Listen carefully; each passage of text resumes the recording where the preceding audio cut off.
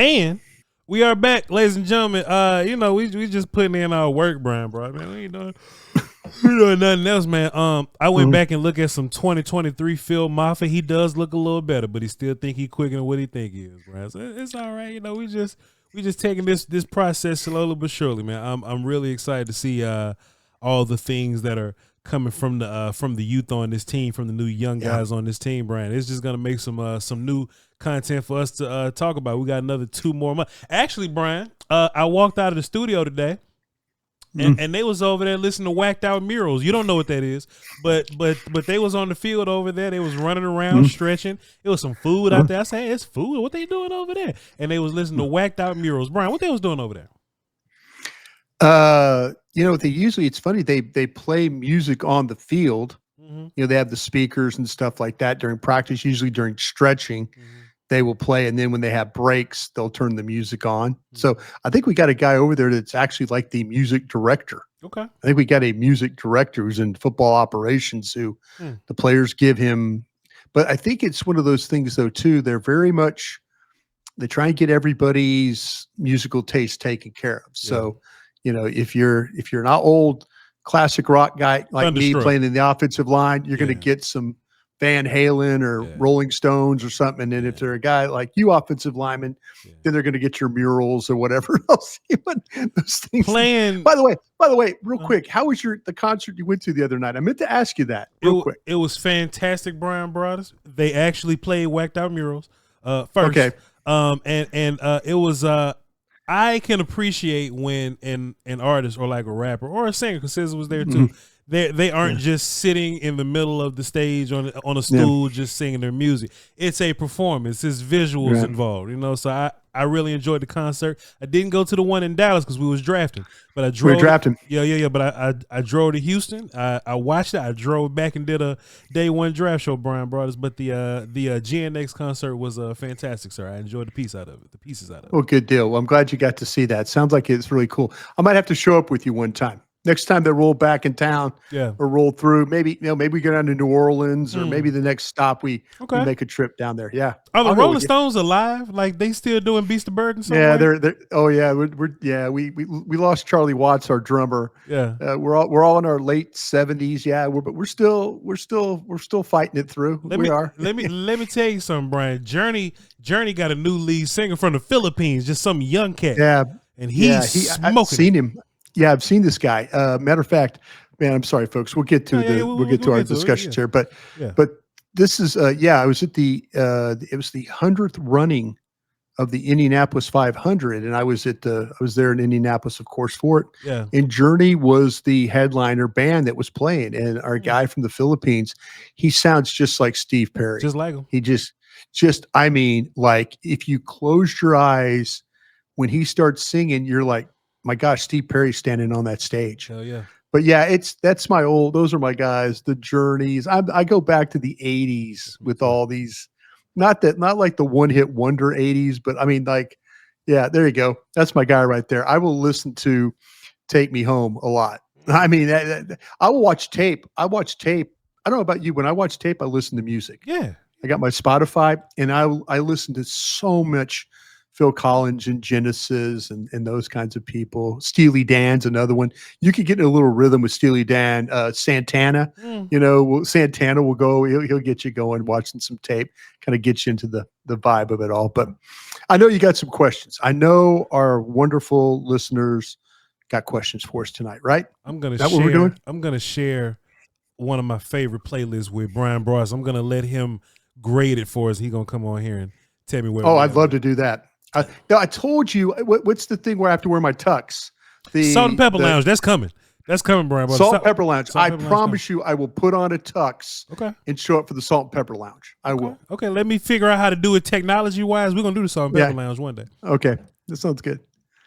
Man, Bryan, I put the bat signal out, and man, we got the most questions we've ever gotten, Bryan. So good deal, man. Appreciate that from the folks. Yeah. If we didn't get to your question, thank you anyway. Mm-hmm. It was 150 of y'all, and a lot of y'all asked the same question. Okay. So we're gonna knock out a big swath of those, within this. So appreciate y'all. I might break out of retirement might break out of retirement. If we don't get to your question, I might answer some questions. How about that? Bryan finna do that. It was an overwhelming response to this Amari Cooper news, Bryan Bros. And it seems like this is the second day I saw y'all talking about on the radio. One day it was like, hey man, there's Amari Cooper. There's a lot of people, and y'all talked about it again today, and it seems to be a lot more imminent. Bryan, has there been any progress made? And if you had to pick a wide receiver too, because this is another part of the question that came in, I don't know if you've seen film on it, but is Keenan Allen better at this point of them being both being old men now, or would you rather take a next year's pick and trade for a guy, or both? Yeah, I think there's a couple different ways I would go. I think the better quality of the receiver is going to be the guy that you probably go and trade for, probably a younger guy, probably a guy that's on, like for example, Pickens. I listening to Zach Wolchuk talk about Pittsburgh and Pickens today. Yeah. He didn't feel like that was going to happen. I know my gang of 7 was telling me last week before the draft about Williams from Detroit. Yeah. And, everybody's like, well, and the general managers come out and said, well, I don't know where all this is coming from. Well, I'm just going to tell you, my guy, that people in the league are talking about that you guys were interested in trading him. And maybe you're walking back from it, but there's people in the league that's saying, hey, 3rd round pick, I think you can get this guy. So that's kind of where I went with it, my sources and stuff. If Detroit's not going to do anything, cool, no problem. But I'd still call, just, you never know. I mean, he's saying, I don't think I'd trade him, but here we are, maybe you trade him. There was it's interesting when DJ Moore was being talked about at Chicago. Yeah. But that's a $25 million. That's 2 years, one at 25, one at 28 is what you got there. But that was DJ Moore was one that I was hearing some whispers about. So we'll see how that plays. And keep your thought, please. But at what point does $28 million become a good price for a wide receiver too? Because isn't like the Jamar Chase range? Isn't he like in the mid 30s now? So when? Oh yeah, so no. This is. I mean, you're talking the same with, with CD and stuff like that. So Moore is a heck of a player, but. The likelihood is that you're looking at guys, and Keenan Allen is rumored to be like a 13 to 15 guy, where maybe where maybe Amari Cooper might be that, 6 to 8 guy. So that's, I think, where I know talking to people in the organization, and I specifically asked the question because about Amari Cooper. And I was like, hey, kind of hearing these whispers about Amari Cooper. You're looking at what Amari Cooper, and a couple of the responses I got back is we're looking at a lot of wide receivers. So I took it as, oh, okay. Well, thank you. Appreciate that. So I trust what my guys over there are saying, that they're trying, they're looking at a lot of wide receivers. Now, are they looking at the $6 million, $6 to $8 million Amari Cooper? Are they looking at the 13 to 15 Keenan Allen? Or are they looking at the big fishes that are making the 20 to 25 to $28 million year guys? Sure. My gut feeling is it might be on the low end of that, but I don't think the Keenan Allen thing is scaring them right now. Now, they might think that Keenan Allen is not any good, or, but those are the types of names they're out there. And like I said, my guys over there are saying we're looking at a lot of wide receivers. So take that for what it's worth, but that's coming from the star. Man, Bryan, wide receiver wasn't the only spot that people were kind of interested in, Bryan. Sure. Drafting running back took a little longer than we thought. We thought they was going to spend one of them first 3. I'm cool with what we got, but we just ran out of picks there. Bryan, somebody say, have you heard anything about Nick Chubb, Bryan? No, I have not, and I promise you that I will get on that with my gang of 7? That's a great question, because Zach Wolchuk brought it up on our show, and actually Eric Chiafalo as well, who I work with on the G-Bag Nation 2 to 7 every day. Eric's like, well, what's wrong with Nick Chubb? Why not Nick Chubb? Why, and so, that's the pairing of blue with somebody like a Nick Chubb I think would be a fascinating combination to see. But I do need to talk to my gang of 7 and see if there's any thoughts about Nick Chubb. I'm kind of getting the opinion that there's going to be some good players that we're going to see June 1. Yeah. June 1 guys that are going to be gone. Sure. And you got to be ready to maybe have some money available when June 1 hits. Because you never know. But because you never know. If you don't want to maybe go get somebody and all of a sudden somebody becomes available June 1 and you're like, oh, damn, we don't have money for that guy. Yeah. So I think they're kind of lining up some things, but I promise that I'll ask about Nick Chubb, and maybe when we lead off the show one night this week, I'll give you a Nick Chubb update. That's fantastic. On the undrafted free agent front, Miss Cowboy Goddess said, "Man, what's Bryan Broaddus? This hurts. Bryan Broaddus. What's going on with Isaiah Bond? Like he's still, I understand that the tape could look a certain way, but Bryan, we're in undrafted free agent territory. We can do what we want. Right. You know what I'm saying? Right. So is the off-field thing like that big, or like what's going on with Bond?" Yeah, Goddess. She's super cool. I see her a lot in my mentions and stuff. Okay. Cowboy Passion is unbelievable there with her, and so thank her for the question. There's a lot to unpack there. Yeah. And some of the things that you're hearing are pretty, things he's trying to have to fight. Some charges against him and things like that he's having to fight. There's also another factor and I'm sorry, that part I can't get into. Sure. That part I can't get it, but trust me, there's things that happen at Texas that, maybe they're not criminal things, but they're character things. Sure. And so scouts around the league know the character things. They're the team's legal side will deal with the stuff that he's dealing with, but the scouts know another side. Yeah. And it was one of these dark things. It was kind of going on, but I'm not saying it's criminal. Not saying it's a criminal thing.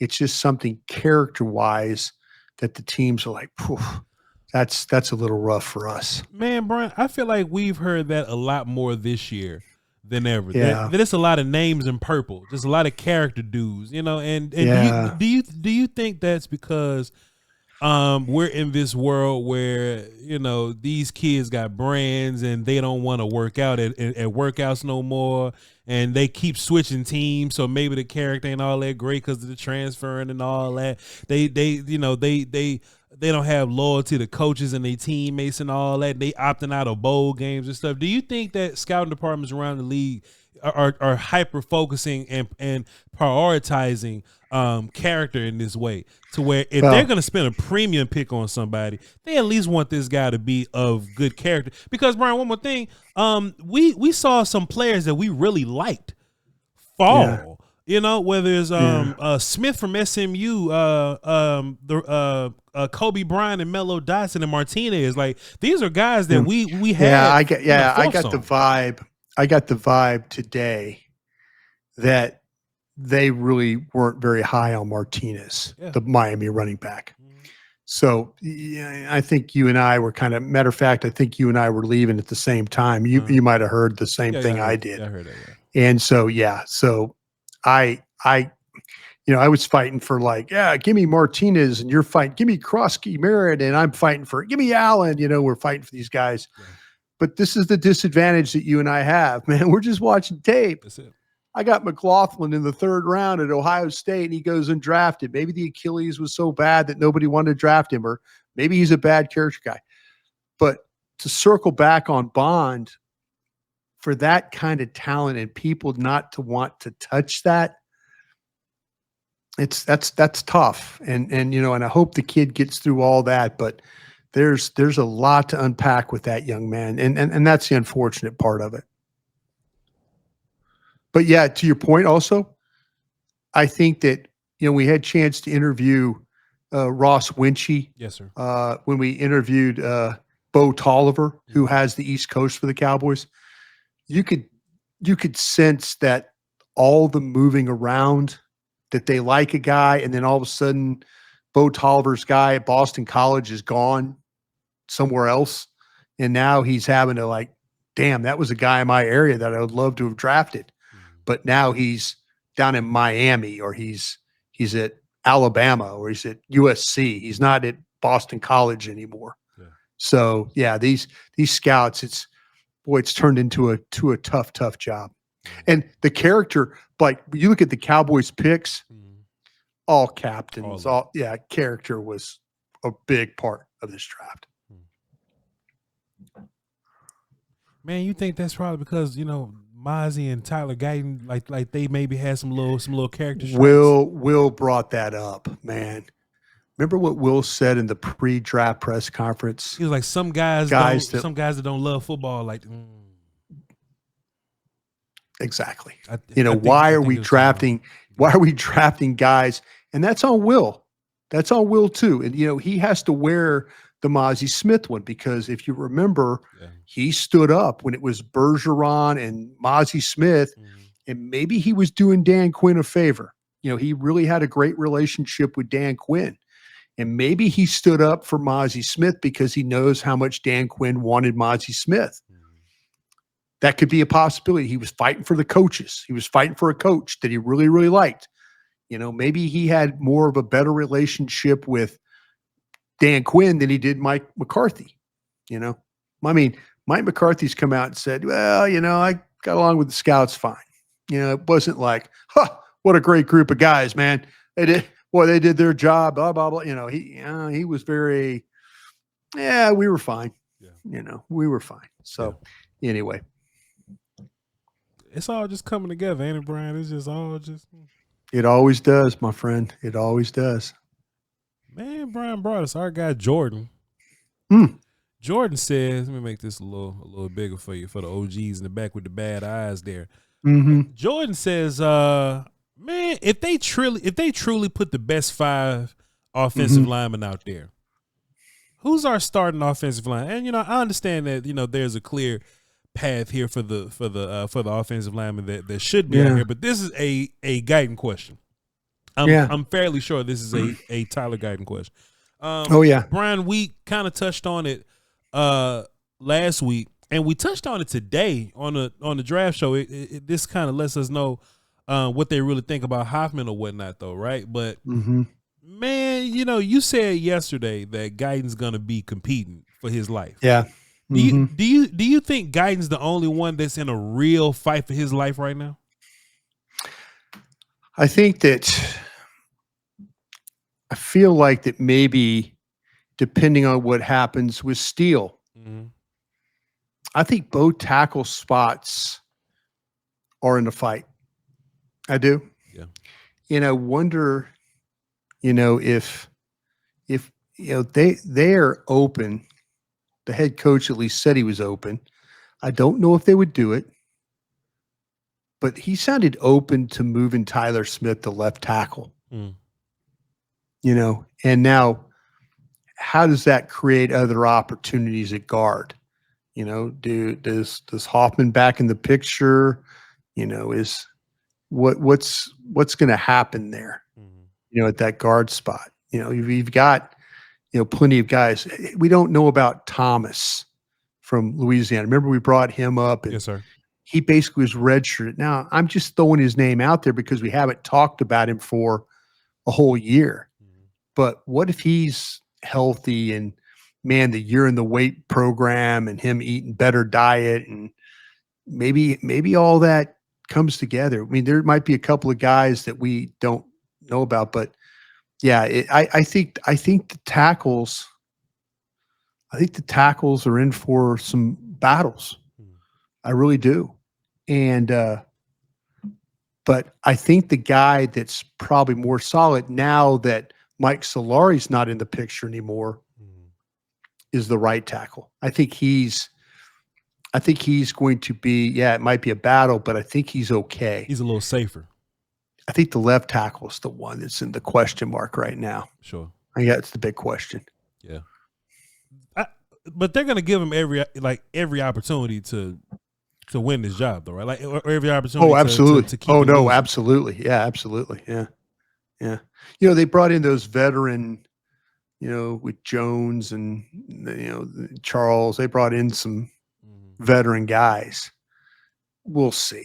You know, I'm just the veteran guys to me are when you're trying to evaluate Joe Milton in a preseason game. We're playing the Texans in a second preseason game, maybe. Yeah. I'm just throwing it out there. Sure. And you have veteran offensive linemen that are out there blocking for Joe Milton so you can get an evaluation of Joe Milton. Yeah. You know, you're not putting out there Isaac Alarcon. And I'm not trying to take a shot at Isaac Alarcon, but sure. Here's a guy trying to play guard, you know, and it really wasn't, you know, all that great. They moved to tackle, and you know.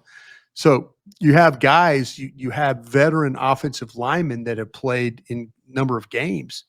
Now they're playing into the third quarter of a game or fourth quarter of a game, and Joe Milton's out there spinning it, you know, and now Joe Milton can run the offense, and you could get a fair evaluation of Joe Milton and how he's playing. So that's why you have some of these veteran guys that are going to be playing those preseason games as backup guys, and then with the opportunity to maybe be the swing guy.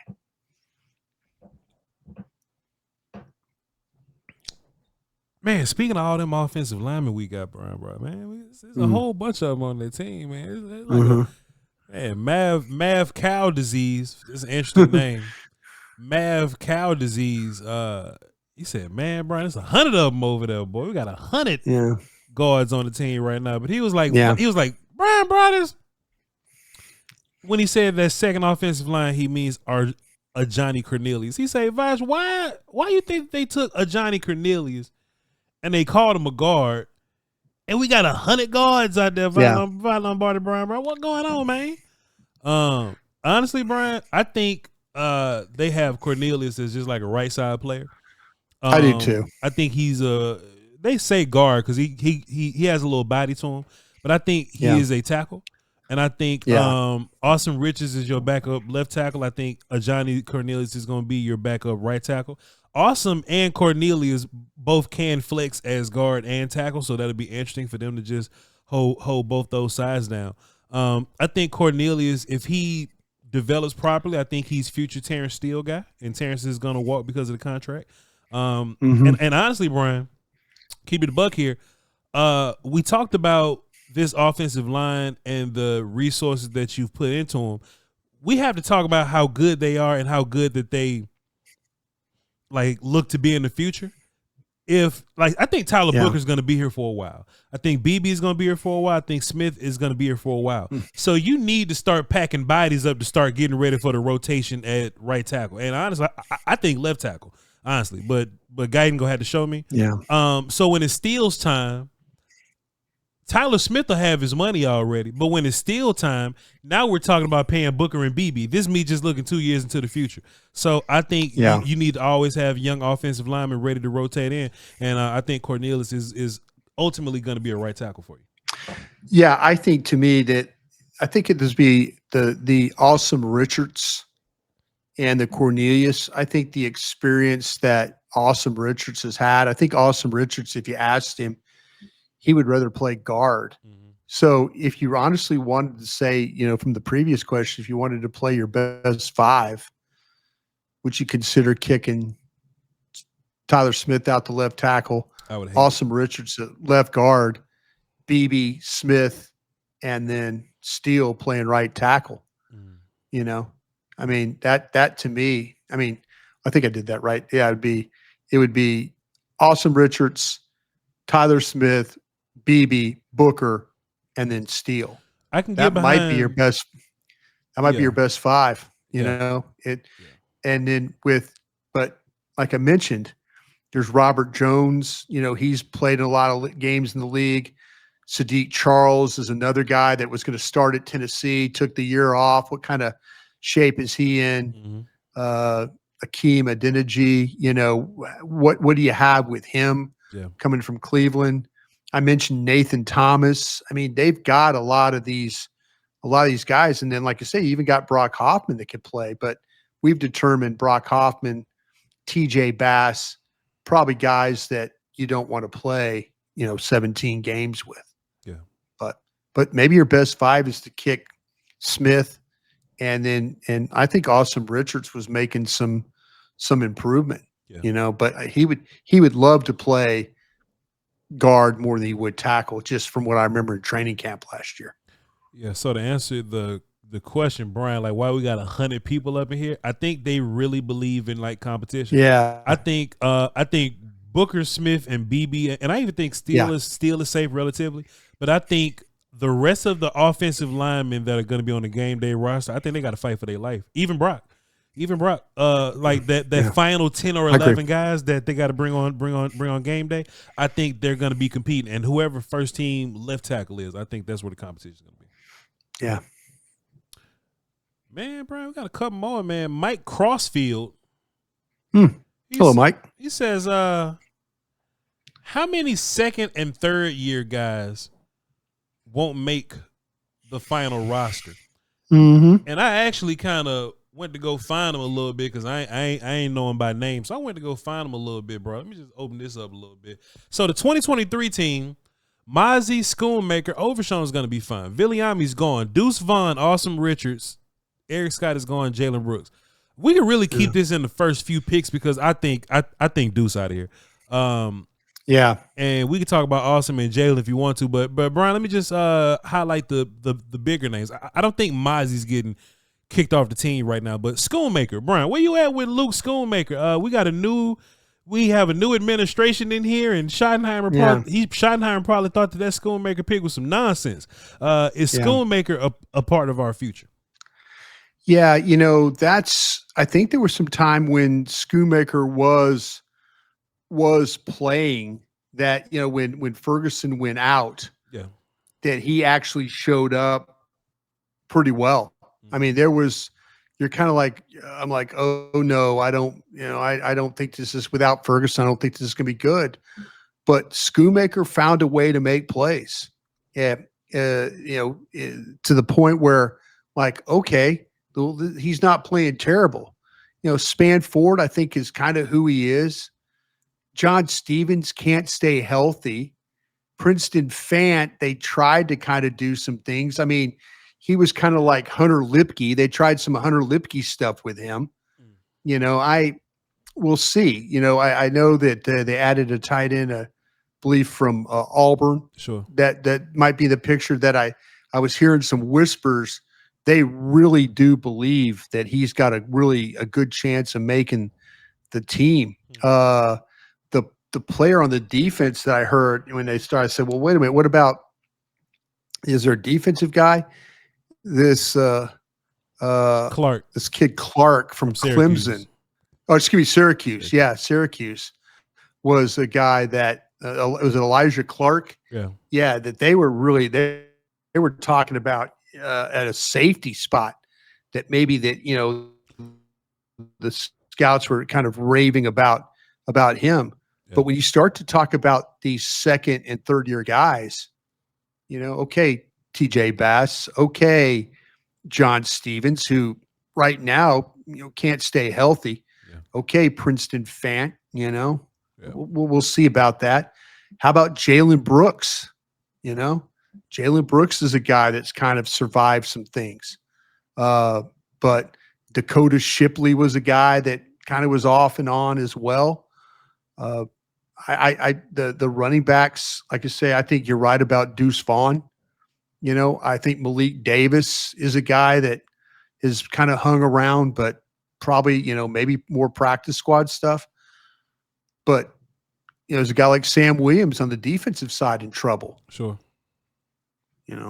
Tyrus Wheat is a guy that played last year. He was he got some work. Yeah. Buddy Johnson, I know as a linebacker's kind of been around a lot. How about Damone Clark? Yeah. Damone Clark was a 5th round pick in 2022. But the corner situation might be a little bit different. But you got Josh Butler, Keeman Hall, Andrew Booth. Yeah. These are guys that have all kind of got opportunity. I think that Kalen Carson, I think he's still going to be in the mix. But man, there's a lot of those guys that potentially could find their way not on this football team anymore, Voch, because they've lost their sponsor along the way. Yeah. The sponsors now are either in Washington or Harris is going, or you've got the sponsors that were the Mike Zimmers and Jeff Zagina and those guys. That administration's now gone. So whole new administration. It means that some of those 2nd and 3rd year guys that were part of those regimes or part of those groups don't have a sponsor anymore, and they could very well be out of here. 2 more, Bryan Broaddus. How that sound? Sure. Sounds good. I can answer questions all night if I had to. I love answering questions because I ain't got to think of I do too. Yeah. I do too. I mean, I love the fact that fans are willing to put the time to ask them. I think it's cool. We should do another draft, like Draft 101, but like questions? Just full on questions. Just show up and ask questions. Yeah. I thought this was interesting, Bryan Broaddus, from Finn Jeremias. Says, is Donovan Ezeraku the most talented pass rusher Parsons has had to date in terms of like a running mate? We always talk about Micah having his running mate or his partner in crime, and D-Law is not sack guy. Dorrance isn't necessarily sack guy. And we would say the past couple of years, Dante Fowler would be like the best pure. Fowler, the pure, and Fowler's here. Yeah. Donovan Ezeraku, Bryan Broaddus, would you say that he's the most talented pass rusher to pair along with Micah that we've seen? Oh yeah, absolutely. I mean, depending on what you think of Sam Williams, but I think Ezeraku is clearly right in that group where you watch him play, and he was. There's people that I was talking to in the league that they felt like that Ezeraku was going to be get picked at the end of the first round. Yeah. There were these guys, and when you and I were talking about the bendies and the guys that play the run and all that, it was Mike Green, it was Ezeraku, Carter. I mean, we were talking about all these guys, and Ezeraku was the guy that was. He was like say him, Mike Green. Those guys were, I'm looking at where the Ravens got Mike Green. It's because of domestic violence stuff. Sure. And they were comfortable taking him there. A lot of teams were, but they sure were. And they're probably going to get a hell of a pass rusher.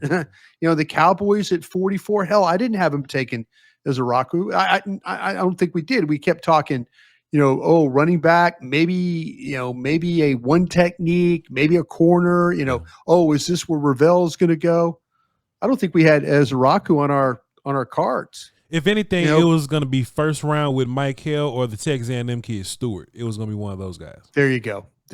Yeah. So we didn't even think second round pass rusher at all. No, hell no. So that's how they had him on their stack. But yeah, he's probably the most talented one they've had here since to pair with Micah. Yeah, that'd be fun. Mm-hmm. Last one at Extra Mentals. Mm-hmm. Our guy Extract. Shouts out to you, Extract. How often do you think Mazi and Toya will be on the field at the same time? I'll just ask that as Bryan. How are we going to navigate the different styles of short yardage? Maybe Mazi could play the 3. Yeah. I think Toya. I think he's more of a 0 technique or a 1 technique. Mazi can shift to a 3 if he has to. Sure. If you want to say this guy, Toa is going to play the 1 or heavy 0 technique nose, and then Mazi's more likely to shift and play the 3 if you're going to play him the same time. Like I say, we'll see. We'll see. I'll be interested to see how much now Mazi weighs. Sure. We get that. I get that roster, and it says, "Oh, he's 312." Okay, that's better than 303 that he was. He was at one time in his life 329, and then he dropped down because he felt like he needed to be quicker off the ball, and it's just kind of a spiraling out of control kind of a situation. But yeah, if they're on the field the same time, it's going to be the 1 and then Mazi being the 3. Yeah, is what it's going to be. It depends on who's on the field with Mazi. If Mazi's out there with Osa, then Mazi be the one tech guy. Always be the one. Yeah, he'll always be the one with the guys like with Osa and Solomon Thomas and that crew. Yeah. It's a lot of different body types on the whole D line altogether. It's we have some big edges, some slim edges, some stand up linebacker edges, some 310 threes, some 283s. Like Osa's like 289, 290 or something like that. Yeah. Like we got them all. Yeah. I like, I'm kind of thinking that Sam Williams and Ezeraku are the same guy, right? Sure. Nealon and Peyton Turner, more of the run defender edges, right? Yep. Does that make sense? Yes, sir. And then we'll see what happens. Like I say, Smith and Toia, I know I'm probably jacking the kid's name. I'm sorry, but I'll get it right one of these times. But they're probably the ones. And then Osa, Solomon Thomas, and maybe our Maryland guy would be more of a kind of a 3 technique kind. Actually, Bryan, I would pair Donovan with Micah and Sam with Dante. You'd pair Donovan with Micah? Yeah. Because I think they're gonna move around a lot. I don't think we're ever gonna see Sam and Dante Fowler rush from A gap. Okay, I see what you. Okay, yeah. There you go. I can see a world where Donovan and Micah are both kinds of stand up sometimes, down sometimes, and Dante and Sam don't want no parts of the run game, but they are like the pass rushy dudes. But no, you're right. You're absolutely right. Yeah. That's the because I was looking at the depth chart and I didn't see that Fowler. So when you think about it is Donovan and Fowler, and then do you include you include Ezeraku and Micah and then Fowler and Williams and then Nealon Turner playing the heavy, the left end kind of guy playing the run. It makes sense. Yeah. Absolutely makes sense. Yeah. Yeah. Training camp's gonna be interesting, and I'll tap Eagles on the shoulder, man. We might get a training camp live with Bryan Broaddus and Lombardi, but they're not gonna do it like they did in the old days. In the old days, we used to zoom in on the one-on-ones and get them real good. Now we just looking at punt coverage. It's funny you say that. I'll never forget this as long as I live. Like we were doing, man, training camp live. Like the draft show was my pride. Yeah. So I was hosting training camp live, and we were filming one-on-ones and showing everything. Good content. And Sean Payton one time sent me a text, and he goes, "Hey, what time's that training camp live going to be on today?" And I go, "We usually do it." And he goes, "Okay." He goes, "I'm going to sit down and have some lunch." And I'm like, can't do it. I went to Derek Eagleton and I went, and so folks, you want to blame me for this. I went to Derek and I go, "Derek, I don't think we can show training camp live like this anymore." And he goes, "Why?" And I said, "Man, we got coaches all over the league watching this training camp But see, live." man, we're not showing scheme. It's just some good one-on-ones, man. That was the best. We were showing everything. It was the one-on-one stuff. Oh my God, we were panning back. Kit Garrison, who's was with the Athletic now. Yeah. He would film, and like he would, he had us in his ear so he could hear who we were talking about. Yeah, he'd pan over like, "Okay, let's watch Dez work against." Yeah, and we'd have a one-on-one with Dez, and or let's watch Zach. Let's watch Travis Frederick block. He would be doing that. It'd be so great. Like these coaches around the league were like, "Damn, you guys do a great job." I'm like, "We can't do this anymore." Look. That was another time, man. When you and Dave Hellman doing training camp live, breaking down 1-on-ones. It would never have it. We'll never have it like that again.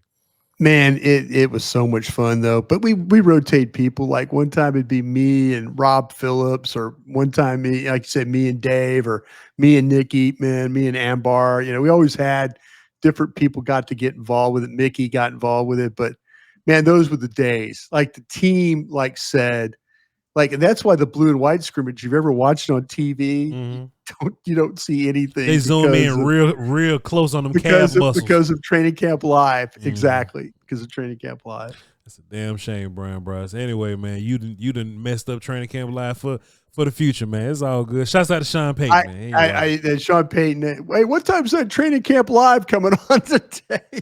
God, I'm like, oh, this is probably not going to be good for my team right now. Ladies and gentlemen, let me say this.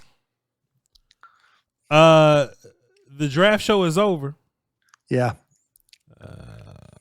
But if y'all want to tune into the break tomorrow, I might show up. Turn into the break. I might tap in. You wearing your coat again tomorrow at the break? I'm wearing a different one, Bryan Broaddus. I had a plan to really dress up for the draft, but we had that goof ass dress code. I'm gonna get these fits off, Bryan. So I have a check charcoal gray sports coat, Bryan Broaddus, that I'm gonna get some usage out of. And you're gonna get your ass busted by everybody on that show for wearing it. Bryan, I don't care about what. Man, look, you know who they talking to? Derek and Ambar are kind of fashion plates. Yeah, like me and at the time Nick Harris. Nick's wearing like a Miami Heat sweatshirt or something like that. But no, it's gonna be good to have you tomorrow. Good to have you on so me, you, Ambar, and Derek. Yeah. That means me, Ambar, and Derek aren't going to get a word in edgewise. It is what it is. I'm very talkative. And if they're true fashionistas, they should be impressed with my functional buttons, with my functional sleeve buttons. Because that means it's of quality when your buttons functional. Quality stitching. Shouts out to Suit Supply, man. Shouts to my guy Robert out there at Suit Supply playing on, man. Hold me down, brother. Keep me clean out here. Y'all follow me at VOCHLOMBARDI. Hey, y'all keep eyes on Bryan Broaddus' Twitter. He ain't answering questions, but an announcement about something going to be happening in a couple of business days. So y'all just please be tapped in so y'all can get that announcement loud and clear, and I'll be around to retweet and co-sign it. All right? Thank you very much, Mr. Broaddus. And we appreciate y'all for asking questions, and we'll do this a bunch more since we're in the off season. All right? Y'all hold it down. Until next time, we love you. Crown.